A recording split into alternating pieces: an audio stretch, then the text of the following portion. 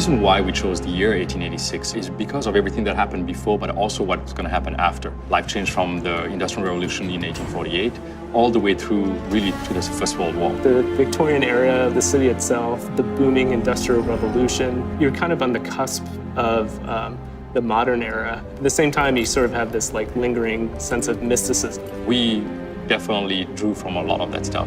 I remember being enamored with the whole idea of Camelot and the Knights of the Round Table. Something that was not religious, but really, about humanity. If you look at the Arthurian legend, I mean, there's some of them that go back to pre-Roman, Celtic, and we wanted to get that kind of Celtic lineage back into the oldest part of the order. It's so rich with the lore, with those interaction and people, these noble knights basically protecting humanity. And he was like, well, if we could meld a story like that, if we build those people, if we build something that is slightly outside the bounds of reality, can we make it real enough? We want that kind of double take where it feels like the 1886 that was, but then kind of out of the corner of your eye, it's like, well, there's certain things where we deliberately kind of deviate from history just to have that balance between getting that first read of believability and sort of the second read of, wow, that's kind of cool and different. We tried to echo a lot of things that were true of the time. We didn't want to recreate history, we wanted to twist it. We just poured over kind of the history of the era,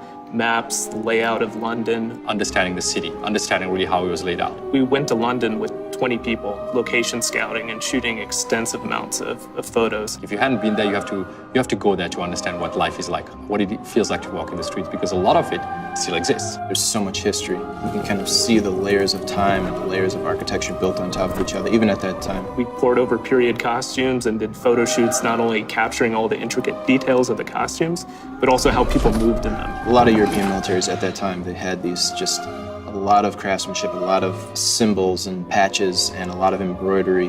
The cording, the armored gorgets and bracers, like those are things we really spent a lot of time kind of pouring over reference, but then kind of inject all of our lore to kind of craft these specifically for these characters and for this order. When we started actually, melding this fiction and nonfiction, there was the need to make sure that we had some control over it. We early on had a lot of elements that were kind of more fantastic. It was very tempting and very easy early on to go like, if we're gonna do alternate history, let's alter the world a lot. The risk of approaching a game like this and bringing that balance between fiction and nonfiction, once you've basically, broken that suspension of disbelief, there is no, buying it back from the player. That kind of undermined the reality and the believability of the situations and the characters, and then it was kind of like all bets are off. We didn't want everything to be kind of pushed into alternate history. So more often than not, modes of transportation is the same, like horse-drawn carriages. But then there's technologies like airships that it did exist in that era, but we kind of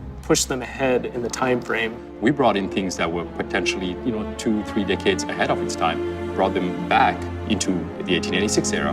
We were able to keep the overall kind of skyline of London, but then you see certain things like the mooring towers for the airships and the searchlights with them that give you this kind of layered, kind of alternate twist to the feeling of the world. And that's really the doctrine we follow throughout the game. It's asking the question of whether or not people today that live today could believe the fiction that we're adding into our history. That's something that sort of ties everything together to make it feel like an era that existed kind of out of place in time. What's so fascinating about history is that regardless of all the fiction we write, I don't think it's ever as mysterious as history has been.